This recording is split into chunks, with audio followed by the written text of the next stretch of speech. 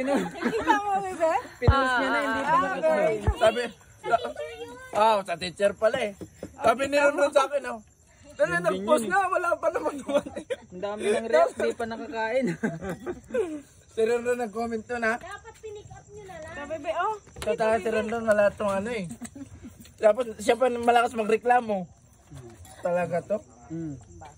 Reklamo ka ng Reklamo ka na. reaction para May tricycle ka naman pala. Yung pinick up.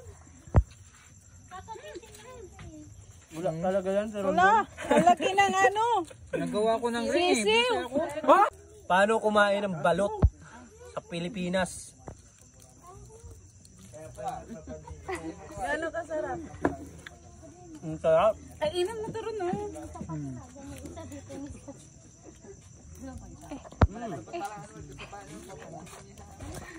Dinosaur na to eh.